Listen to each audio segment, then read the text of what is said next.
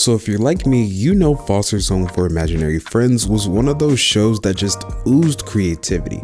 Every time the intro played, I knew I was about to see something weird, colorful, and probably way funnier than it had any right to be. And listen, I wasn't just watching Foster's, I was living it, as many of us probably were. I was deep into their online game, Big Fat Awesome House Party.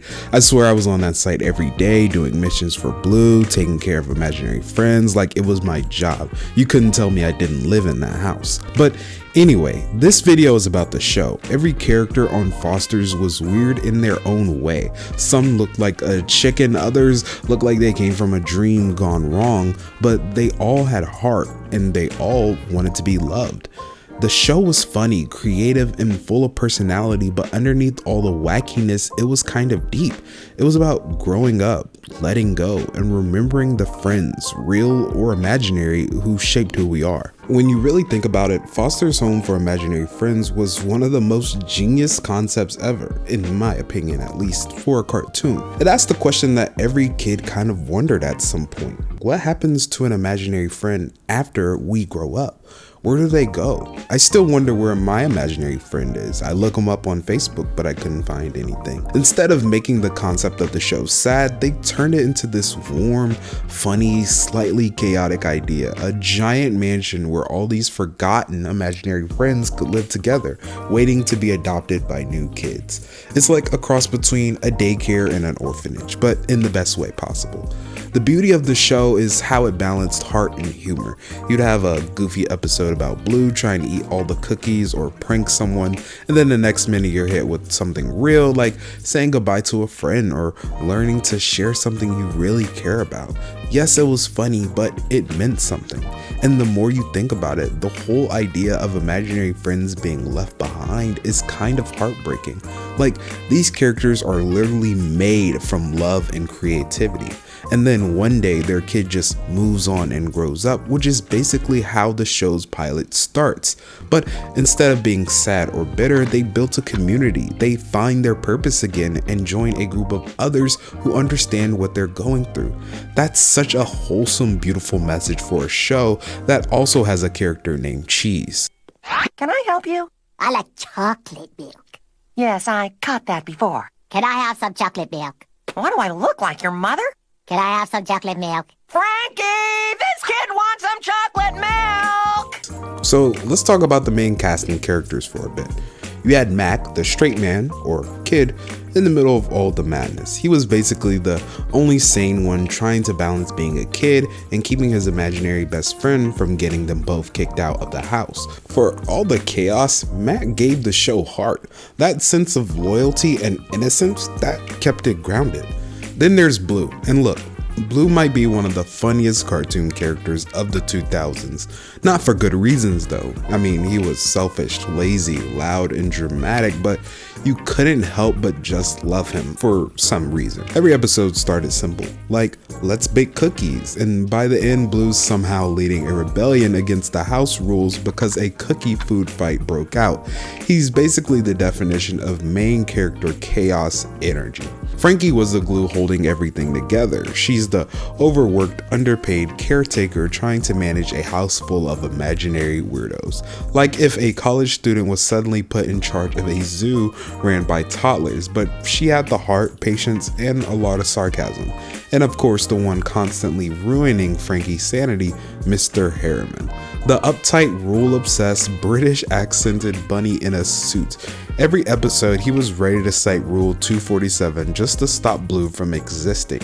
He's the teacher who takes attendance even during a fire drill, but that's why he worked. He was the perfect balance to all the chaos in the house. He's basically the Mr. Mosby of the show, and Bloo is both Zach and Cody.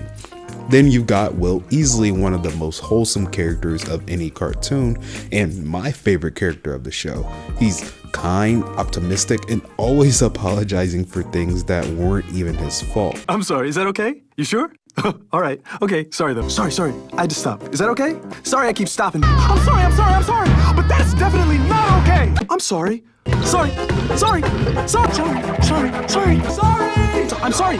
I'm sorry to say this, but I'm so sorry. Sorry. No, I'm not sorry. He was proof that being good doesn't mean being boring, and we all know he's based on Wilt Chamberlain, or maybe he was Wilt's imaginary friend with also the same name. I don't know. Wilt represented the part of childhood that still believes in kindness even when the world gets messy. Eduardo, on the other hand, looked terrified, but was actually the biggest sweetheart in the house. He was scared of everything, spiders, his own shadow, you name it, but he'd still show up for his friends when it mattered. And Coco, she doesn't even speak English, but somehow you always know what she's saying. No thanks. Yes. Yes. Yes. Yes. Yes. Yes, please, with marshmallows. No, Blue. No, this is Coco. She wasn't asking if you wanted Coco. All she says is Coco. Oh, well then what was she saying? Do you want any juice? Half bird, half airplane, half crazy, Coco was pure absurdity, and it worked somehow. Once again, these are friends imagined by the most creative kids, so some are bound to look weird, but even with all the absurdity, every character had layers. They weren't just funny designs, they all represented different parts of imagination and emotion, fear, confidence, kindness, chaos, innocence, all living under one roof. That's why Foster's worked so well. You didn't just laugh at the characters, you cared about them too. Some of my favorite moments that still live rent-free in my head are Blue and Cheese building that race car, which somehow turns into a full-blown disaster before they even hit the starting line. Add hot rod flames. No bunnies! Hot rod flames. Bunnies! Hot rod flames. Bunnies! Hot rod flames. Bunnies! 1, 2, 3. Ah! What is he doing? I don't know. Cheese! Cheese! Cheese! Yes. Or the episode where Wilt actually plays basketball, easily one of the most heartfelt moments in the entire show. It had no right to make me emotional, but there I was cheering for a red stick figure with one arm. Or the "It's hot in Topeka" segment with Blue just sitting on the couch watching the news.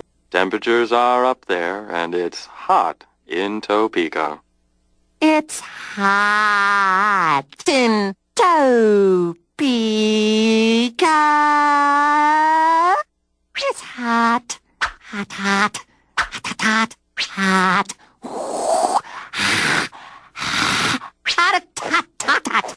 It's hot in Topeka. Or how about the Go Goo Go episode when Goo's imagination gets so out of control that new friends are popping into existence every 5 seconds. That episode was straight up chaos in HD. And of course, every single time Mr. Harriman loses his mind because Blue's being Blue, it's comedy gold. Like, there's no official villain in this show, but if there was, it'd be Blue with way too much free time on his hands. All these moments perfectly captured why the show worked. It was silly, loud, and completely unpredictable, but every episode still had heart. Even the most ridiculous stories had that little emotional truth buried in them.